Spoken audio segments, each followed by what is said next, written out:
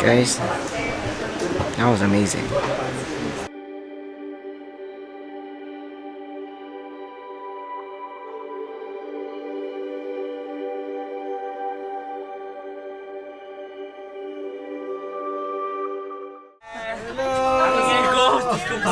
Maraming energy.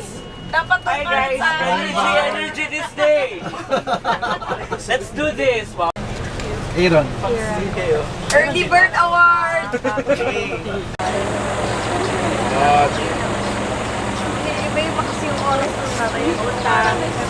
Guys, sino po yung Hi y'all, Jerome here of GND. As what you can see, David is not here, but right now I'm with the crew here, the Philippine Influencers Meetup 2019, and we're here in Pampanga. Here's the crew. Look at them. We're doing our Pampanga tour right now. Let's see what we have here.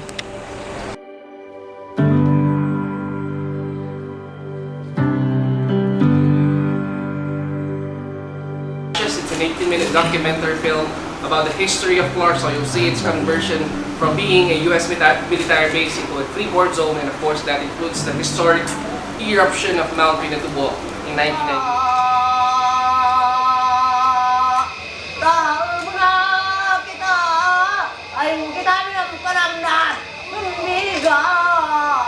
Encompassing some 3,116 hectares near the Pampanga River in Angeles, Pampanga. What used to be just a grazing ground for the horses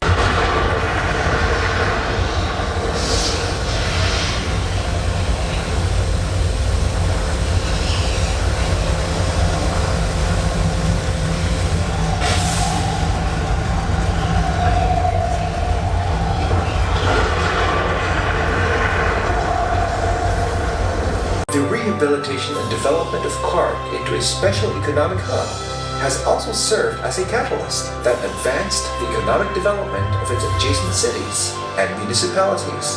Clark is now one of the main sources of jobs and livelihood. Galing.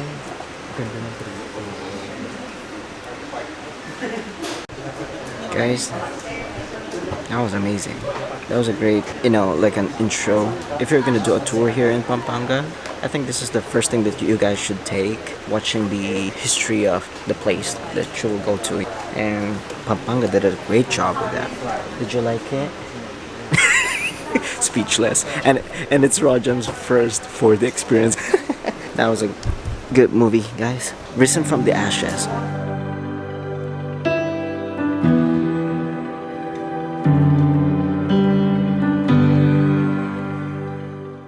Right now we're here in Clark Museum. We just finished watching the history, everything about Pampanga from their 4D theater here. Here in the Clark Museum, you'll be able to see everything about Pampanga. From the rocks that they've seen from the Mount Pinatubo eruption to the tribe here in Pampanga, and also animals from the forests, and also their culture. It's really cool.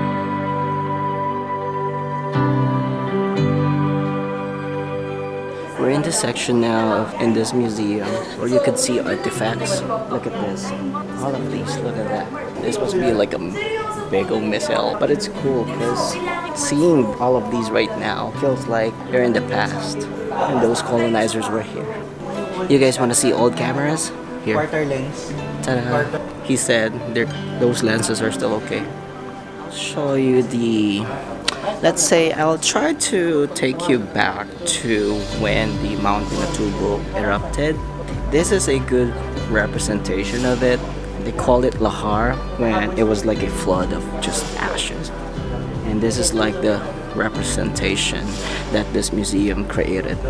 This is amazing. If you guys wanna like picture out how it looked like when the Mount Pinatubo erupted, here. You guys know Apple the App, Black Eyed Peas, especially the 90s kids out there. Here, they have a good portion here showing Apple the App, Pride of Pampanga. You visited here because, ta-da, you got a signature here. Shout out to Apple the App.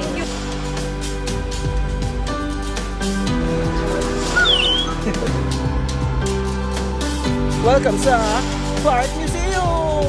Still here in Pampanga.